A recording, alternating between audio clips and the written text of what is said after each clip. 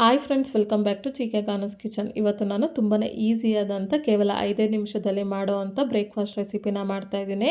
ಈ ಕ್ಯಾರೆಟ್ ಚಿತ್ರಾನ್ನ ಮಾಡೋದಕ್ಕೆ ಈ ಥರ ಒಂದು ಕಡಾಯಿನ ತೊಗೊಂಡಿದ್ದೀನಿ. ಸ್ಟವ್ನ ಆನ್ ಮಾಡಿ 4 ರಿಂದ 5 ಟೇಬಲ್ ಸ್ಪೂನ್ ಆಗೋಷ್ಟು ಎಣ್ಣೆನ ಹಾಕ್ತಾಯಿದ್ದೀನಿ. ಎಣ್ಣೆ ಚೆನ್ನಾಗಿ ಕಾದ್ಮೇಲೆ ಈಗ ಇದಕ್ಕೆ ಅರ್ಧ ಟೇಬಲ್ ಸ್ಪೂನ್ ಅಷ್ಟು ಸಾಸಿವೆನ ಸೇರಿಸ್ತಾ ಇದ್ದೀನಿ. ಸಾಸಿವೆ ಸಿಡ್ದಾದ್ಮೇಲೆ ಊರಿನ ಫುಲ್ಲು ಲೋ ಫ್ಲೇಮ್ನಲ್ಲಿ ಇಟ್ಕೊಂಡು ಈಗ ಇದಕ್ಕೆ 1 ಟೇಬಲ್ ಸ್ಪೂನ್ ಆಗೋಷ್ಟು ಉದ್ದಿನ ಬೇಳೆನ ಸೇರಿಸ್ತಾ ಇದ್ದೀನಿ. ಉದ್ದಿನ ಬೇಳೆನ ಸೇರಿಸಿ ಈ ಥರ ಮಿಕ್ಸ್ ಮಾಡ್ಕೊತಾ ಇದ್ದೀನಿ. ಈ ಥರ ಮಿಕ್ಸ್ ಮಾಡ್ಕೊತಾ ಈ ಉದ್ದಿನ ಬೇಳೆ ಲೈಟ್ ಗೋಲ್ಡನ್ ಬ್ರೌನ್ ಬರೋ ತನಕ ಫ್ರೈ ಮಾಡ್ಕೋಬೇಕು.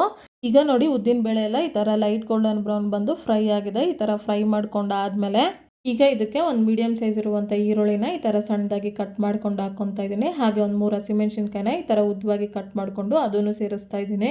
ಹಾಗೆ ಸ್ವಲ್ಪ ಕರಿಬೇವನ್ನ ಸೇರಿಸ್ತಾ ಇದ್ದೀನಿ. ಇದನ್ನೆಲ್ಲ ಸೇರಿಸಿ ಒಂದ್ಸಾರಿ ಮಿಕ್ಸ್ ಮಾಡ್ಕೊತಾ ಇದ್ದೀನಿ. ಈ ಥರ ಮಿಕ್ಸ್ ಮಾಡ್ಕೊತಾ ಊರಿನ ಮೀಡಿಯಂ ಟು ಲೋ ಫ್ಲೇಮ್ಗೆ ಅಡ್ಜಸ್ಟ್ ಮಾಡ್ಕೊತಾ ಈರುಳ್ಳಿನ ಲೈಟ್ ಗೋಲ್ಡನ್ ಬ್ರೌನ್ ಬರೋ ತನಕ ಫ್ರೈ ಮಾಡ್ಕೋಬೇಕು. ಈಗ ನೋಡಿ, ಈರುಳ್ಳಿ 50% ಅಷ್ಟು ಫ್ರೈ ಆಗಿದೆ. ಈಗ ಇದಕ್ಕೆ 1/4 ಟೇಬಲ್ ಸ್ಪೂನ್ ಅಷ್ಟು ಅರಿಶಿನ ಪುಡಿನ ಸೇರಿಸ್ತಾ ಇದ್ದೀನಿ. ಮತ್ತು ಇದನ್ನು ಮಿಕ್ಸ್ ಮಾಡ್ಕೊತ ಈರುಳ್ಳಿನ ಫ್ರೈ ಮಾಡ್ಕೋಬೇಕು. ಈಗ ಈರುಳ್ಳಿ ಲೈಟ್ ಗೋಲ್ಡನ್ ಬ್ರೌನ್ ಬಂದು ಈ ಥರ ಫ್ರೈ ಆಗಿದೆ.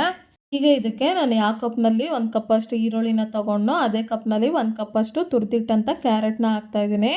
ಈಗ ಇದಕ್ಕೆ 1 ಕಪ್ಪಷ್ಟು ಅನ್ನನ ಸೇರಿಸ್ತಾ ಇದ್ದೀನಿ. ಇಲ್ಲಿ ನಾನು ಇಬ್ಬರಿಗಾಗೋಷ್ಟು ಬ್ರೇಕ್ಫಾಸ್ಟ್ನ ಮಾಡ್ತಾಯಿದ್ದೀನಿ. ಹಾಗೆ ರುಚಿಗೆ ತಕ್ಕಷ್ಟು ಉಪ್ಪನ್ನ ಸೇರಿಸ್ತಾ ಇದ್ದೀನಿ. ಹಾಗೆ ಅರ್ಧದಷ್ಟು ನಿಂಬೆಹಣ್ಣು ರಸನ ಸೇರಿಸ್ಕೊತಾ ಇದ್ದೀನಿ.